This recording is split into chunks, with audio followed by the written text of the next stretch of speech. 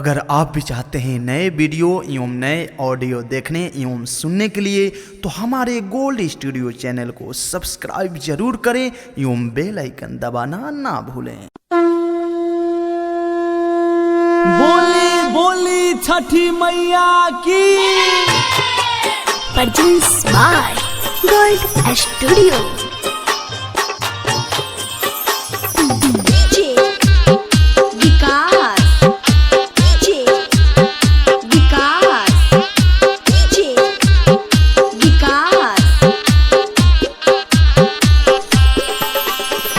कोनिया में खारा गोहारा तारी भिजली तिवैया हो।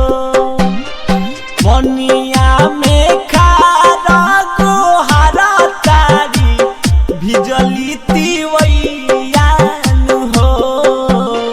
रथ चढ़ी जल्दी से आ जाई सूरज गोसैया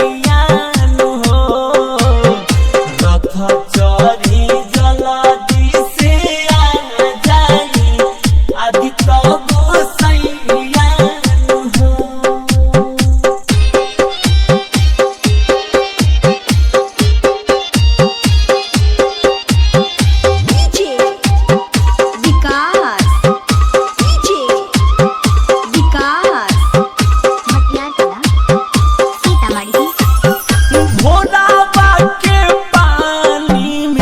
लागी बोरी जा रहो कठिन परीक्षा से करी न उधार हो।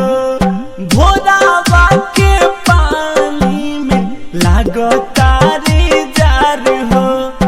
कठिन परीक्षा से करी न उधार हो।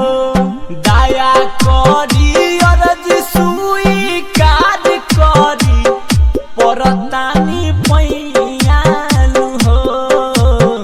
रथ चढ़ी जल्दी से आ जाई सूरज गोसैया हो। रथ चढ़ी जल्दी से आ जाई सूरज गोसैया हो।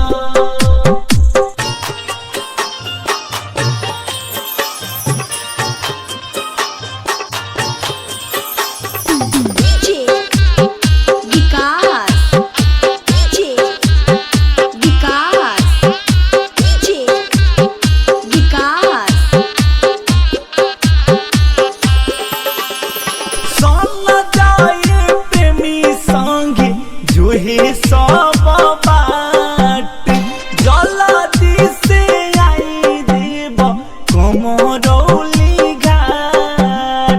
भूषण निरंजन संगे जोहे सब बाट जल्दी से आई देव शिवहर के घाट। आज काहे देव बनौले बानी हमनी से दूरिया हो। रथ चढ़ी जल्दी से आ जाई आदित्य